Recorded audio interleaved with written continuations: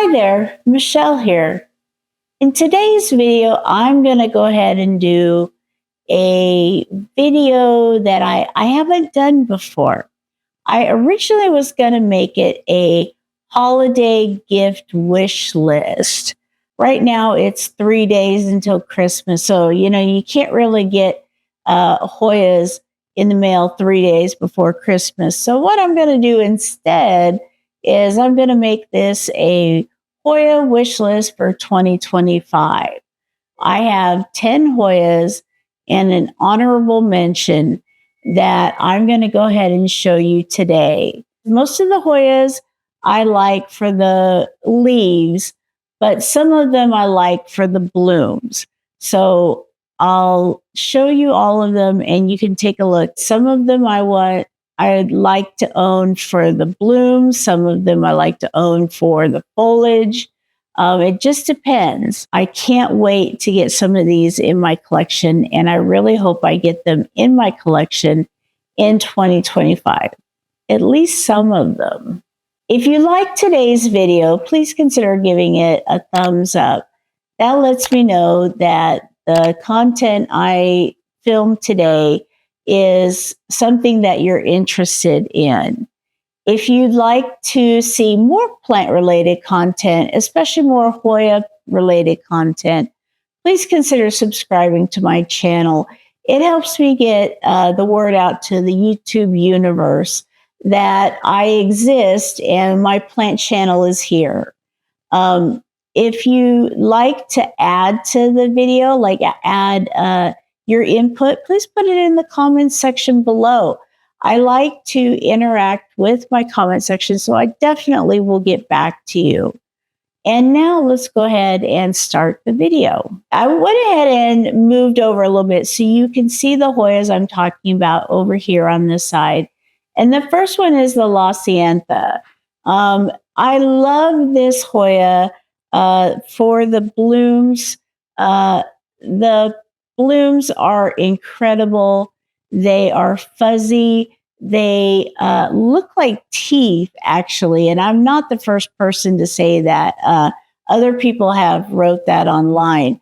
The blooms are orange. They are fuzzy. The leaves are big, large, pillowy leaves. They are very thin, which to me says they need higher humidity, which makes me a little nervous because I don't have much space in my cabinet for high humidity and larger plants. I already have the Coraceae silver, I think it's called, in my cabinet. And I really don't have room for another big, pillowy, thin-leafed Hoya in my cabinets. Just to recap, because for anybody who doesn't know, I live in Las Vegas, and it's a desert here. Most of the year, we are in sub 20% humidity, which means, the teens. Sometimes we drop below 10% humidity, which is, it dries things out. You can dry a raisin out pretty fast in here.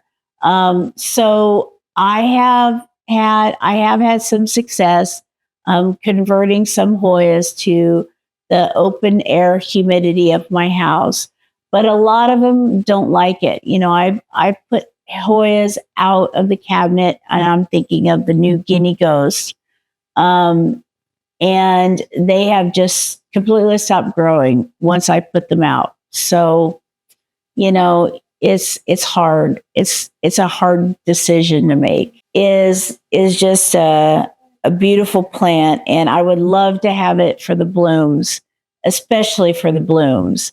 So that's number one on my Hoya wish list, in no particular order, I might add. Plant number 2 on my list is the undulata. And the reason why the undulata is on my list is because I killed my previous undulata. I had a undulata that was about 12 leaves, maybe 14 leaves. And in a video, it's on my old channel, I was taking it out of pond to repot it. and I noticed that the stem was rotted. So I was cutting up and trying to find sap, and I was cutting up the stem and cutting up the stem, and I got to the node and there still was no sap. So I cut off leaves and cut off leaves and cut off leaves. So I got the sap, and I sacrificed half the leaves. And so I put what was left in a Ziploc bag with moss, wet, damp moss, and I left it. And then I got sick. And I got sick for about 2 months. And that undulata sat in that bag untouched for 2 months. And unfortunately, what happened was it got a mildew issue. It turned yellow, it turned brown, and all the leaves fell off the stem, and it just fell to pieces. So, I would really like to try again. I think I had success with my undulata. I know how to take care of it.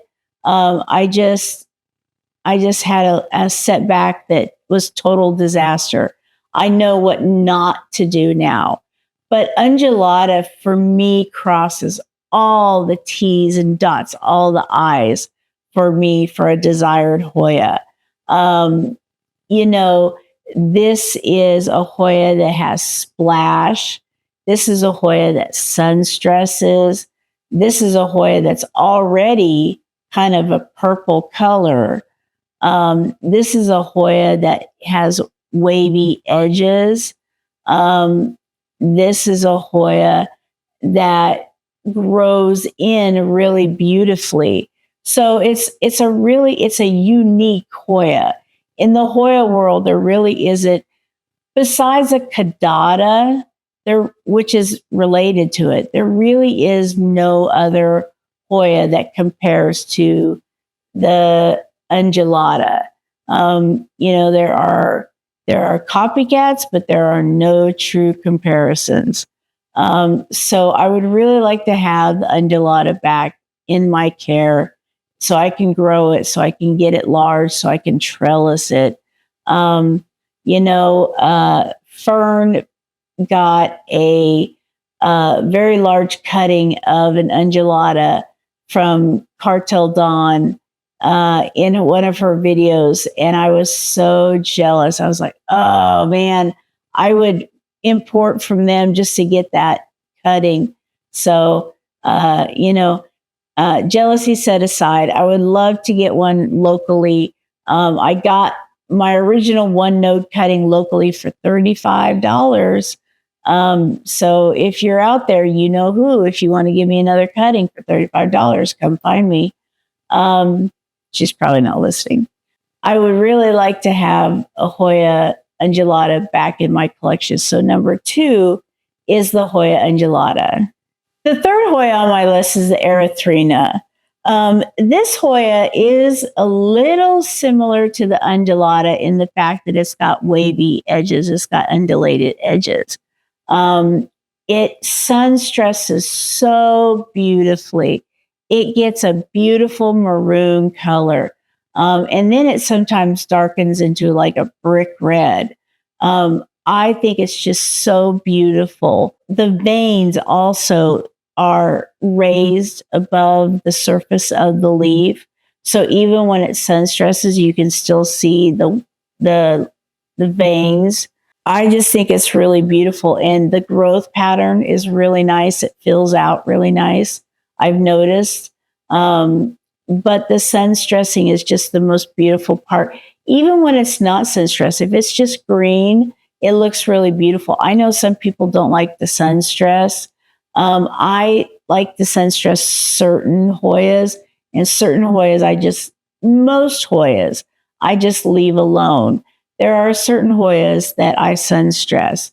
And I don't do it intentionally. They just go like gunung, gading, sun stresses just by being in a cabinet.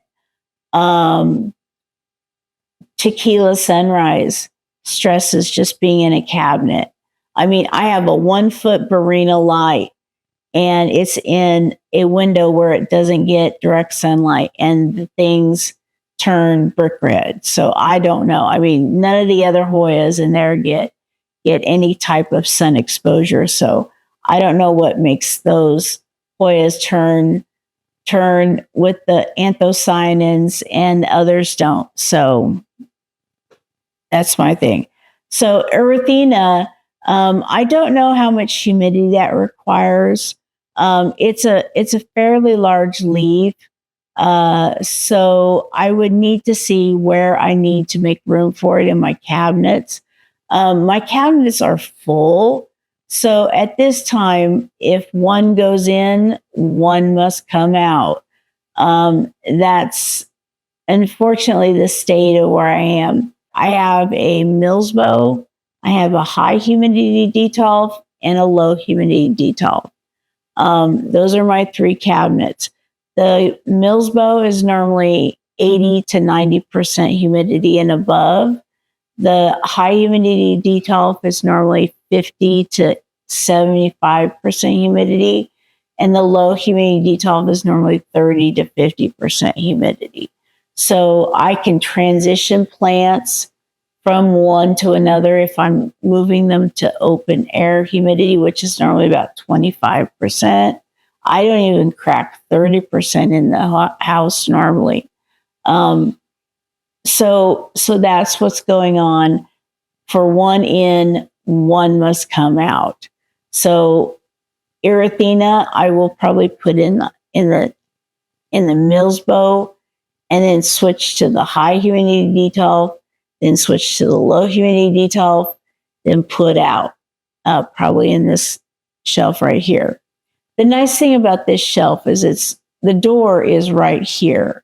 So when we open the door, the first thing people see is my shelf. Unfortunately, it was really overgrown and kind of nasty before, but now it's a lot cleaner and organized. So the third Hoya on my wish list was the erythrina. The fourth Hoya I have on my wish list is the Mathilde variegated. And that's like a really hot Hoya right now. I see people like just jumping all over themselves for a Mathilde variegated. One node cuttings are going for about $40 right now. Two node cuttings about 60 to 70 to 80 right now. That's too expensive for me, so I will wait until the cuttings for a two node cutting goes down to about $30. Then I'll probably pull the trigger and buy one. I can't justify paying that much for a one node cutting. For a small leaf Hoya, it makes me nervous to root that with one node because they can just die. The stem can just rot really easy. It's not a woody stem Hoya like, say, a Clemenciorum or Calistophylla. These are sensitive stems. You have to be careful with them. I normally like to root with at least two nodes. My last Hoya plant swap with someone, my plant trade, I did get some nice cuttings, and I did put those into single nodes. I think I did that because I felt comfortable with them. I normally don't feel so comfortable with them. But to get back to the Mathilde variegated itself, I mean, what can you say? It's such a beautiful Hoya. The Mathilde itself is a beautiful Hoya. Whether you have a normal one, which I have up here, or you have a splashy one, which I have over here. They're just such a thing. The round leaves cascading or climbing is such a beautiful Hoya. And then to add inner variegation to it is really neat. I wonder if they're going to come out with an outer variegated one next. I still would like the inner variegated one the best. I've seen varying degrees of variegation. I've seen some that are really variegated, like the one I'm showing you on the screen right now. The I've seen cuttings that are not so variegated. So I would say watch what you buy, and there are more variegated ones out there if you search.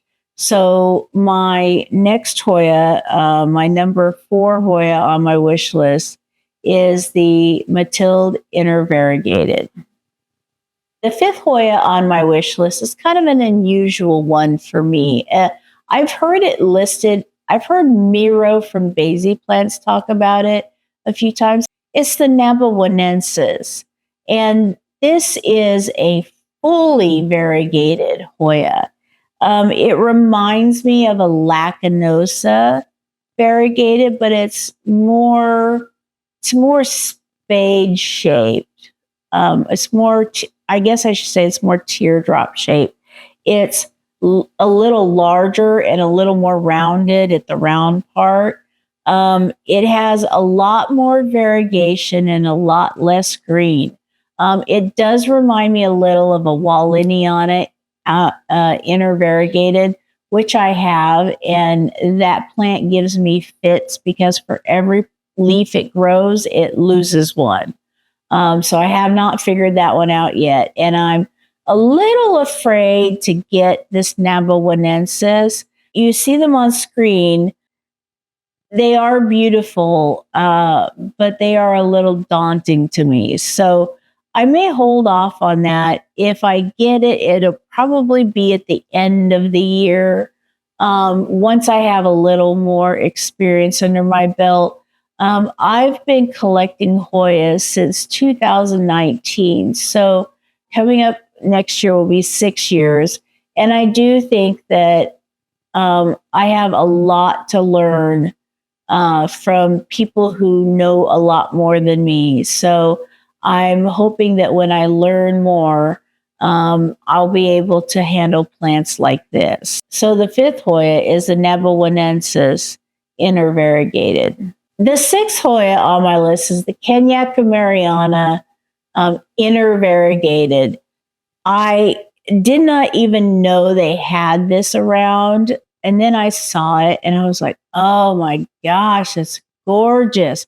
I have the enduensis, which is like the easy cousin to the kanyakumariana. There's one picture you're going to see, and it's a large full plant. But the majority of the pictures I saw on Instagram were one node cuttings.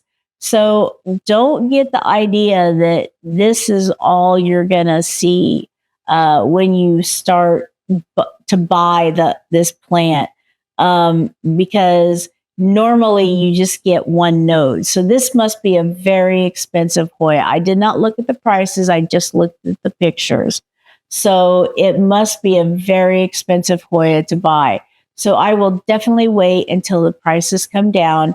Hopefully this is an easy Hoya to propagate, or this is an easy Hoya to grow, so that propagations can be taken and grown. I know my enduensis is tough. It is a tough Hoya to grow. The roots rot very easily. My friend that gave it to me said, this will grow really easily for you if you can get it to root. And that proved true because I had the roots rot early this year. And getting it to re-root was like a 6-month ordeal. Those roots would just never grow. It's finally in a place where it's got roots now, but I would say it's still not in a good place. It's still kind of in that stasis point where it's kind of in limbo. It's not really growing. It's not really dying. The roots are okay. It's in one of those states. So, but the kanyakumariana intervariegated is so beautiful. I actually like it better than I like the Mathilde intervariegated. And I know that's quite a statement to say. It's probably harder to get than the Mathilde. So I am going to factor that into my decision as to which one to get, but I would probably save my money for the kanyakumariana. I just like it better. So that is my sixth Hoya on my list, the kanyakumariana intervariegated.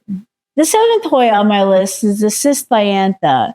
The cystiantha splash, I should say. I have to write that down. I am getting this for both the leaves and the blooms.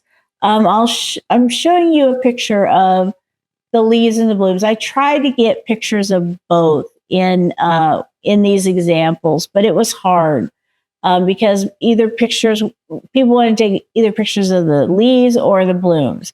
But I'm showing you right now, and it looks like I got two pictures of the leaves and one picture of the blooms. The blooms are gorgeous. They open up like bells.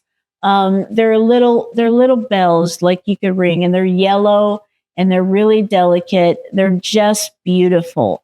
I urge you to take a look at them online if you want to do so. The leaves are big and pillowy and splashy. They remind me of the Courvoisier splash, only maybe a little bigger. So that makes me worried again that I may be trying to bring in a plant that is not suitable or not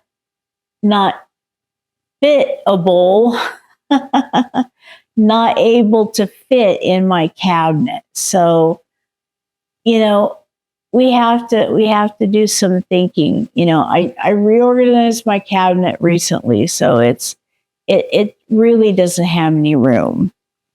But the seventh wish list Hoya I have, and I would acclimate it to room temperature humidity if I could, is a cystiantha splash.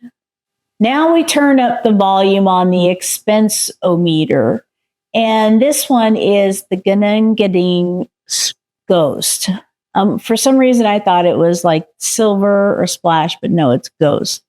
And this one is expensive. So I am waiting for it to drop down in price. I may be waiting a long while.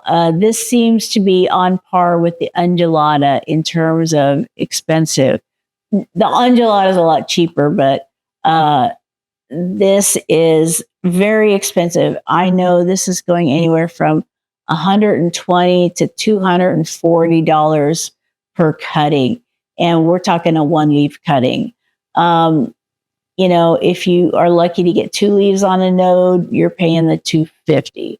If you get one node, one leaf, you're paying the $120. It's a beautiful, splashy Hoya that covers the entire leaf, but you can still see the gading veins and pattern below the silver.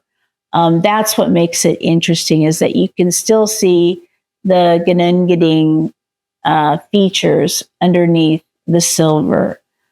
The Courvoisier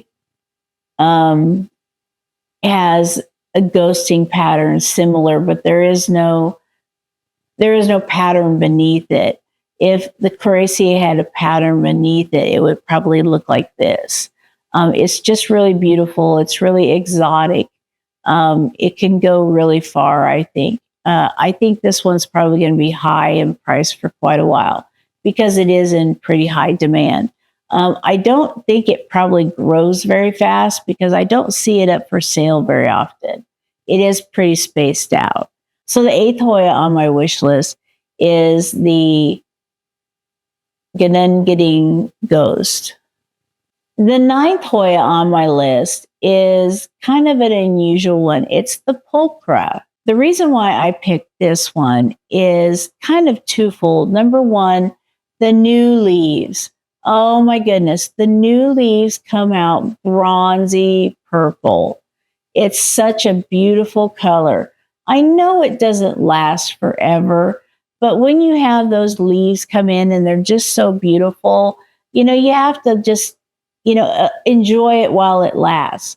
It's similar to my pistolepsis.